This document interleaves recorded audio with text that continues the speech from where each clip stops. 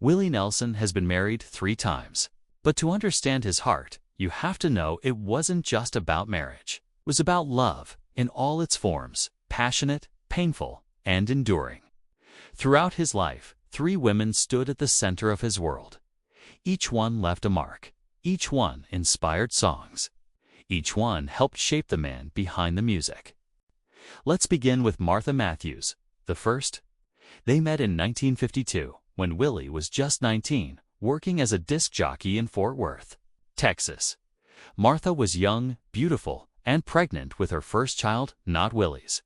But he didn't care. He loved her. He proposed, and they built a life together, fast. 2 more children followed, Lana and Susie.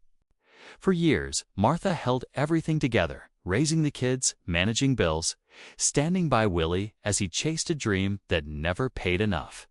She believed in him when no one else did. But the road was hard.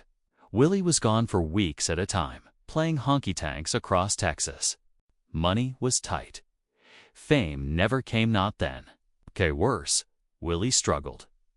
With anxiety, with drinking, with feeling like a failure. By 1962, after 10 years of marriage, Martha had had enough. She filed for divorce. It crushed Willie.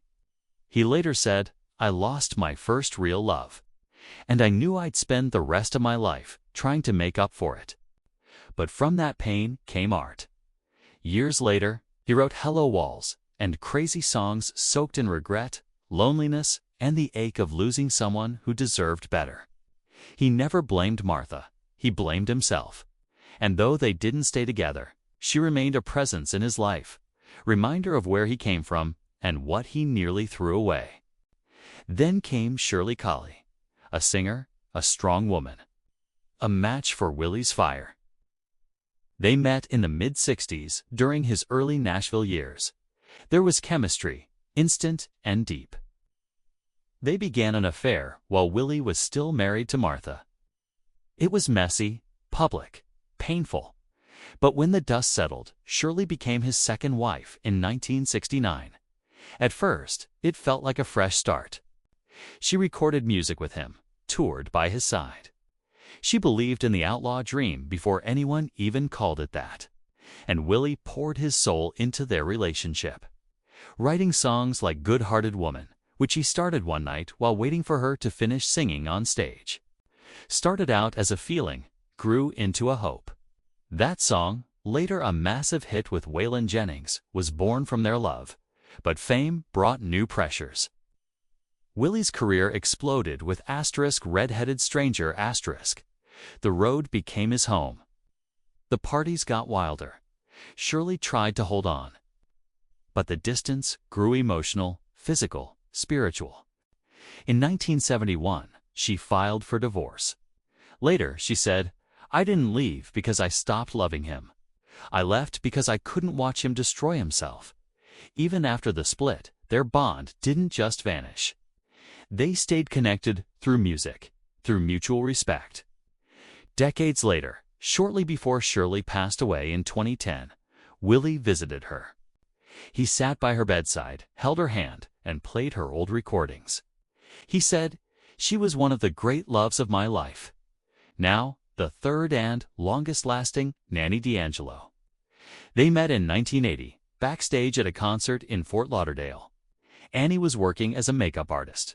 She was smart, grounded, and completely unimpressed by fame. Willie was instantly drawn to her. She didn't fawn over him. She didn't fall for the legend. She saw the man tired, searching, and kind. And slowly, she changed everything. Annie moved to Texas. She became his partner, not just in love, but in life. She helped him get sober multiple times. She managed parts of his business. She raised their 2 sons, Lucas and Jacob. Lucas would go on to win Grammys of his own. Jacob, a talented musician too, embraced reggae and Hawaiian culture. Annie brought stability, structure, love without drama. Willie often says, "I should have met her 40 years earlier." But maybe he needed to live those years, the mistakes, the losses, the chaos, to be ready for her. They've been married since 1991 for over 3 decades, and she's the reason he still has a home. Not just a house in Spicewood, Texas, surrounded by horses and dogs, but a real home, quiet, warm, and full of family. Annie doesn't appear much in the spotlight. She's not interested in being Mrs. Willie Nelson. She's just Annie. And that's exactly what he needed. Because if Martha taught him love and Shirley taught him passion, then Annie taught him peace. But there's another woman who's always been there, quieter but unshakable. His sister, Bobbie Nelson. Born just a year apart, they were inseparable as kids. Bobbie played piano at church. Willie sang and strummed his guitar. When their parents left, Bobbie became like a second mother to him. And when he moved to Nashville, she followed, not for fame, but to support her brother. For over 60 years, Bobbie played piano in Willie's band. Night after night, tour after tour, album after album. She was the steady hand beside his wandering soul. Willie called her the best piano player in the world. When she passed away in 2022 at age 91, he said, "I lost my twin. I'll never be the same." To this day, he still sets a place for her at the table, still dedicates songs to her, still feels her presence when he plays. Because family blood or chosen has always been Willie's anchor. Yes, he's lived a wild life. Yes, he's made mistakes. But through every fall, every comeback, every long night on the road was the women in his life who kept calling him back to himself. Tomorrow, we'll explore a different kind of love, not for people, but for animals. The story of Willie's deep connection to his pets, especially his beloved dogs, and how they brought joy, comfort, and meaning to his days. This is Willie Nelson Daily. Thanks for watching.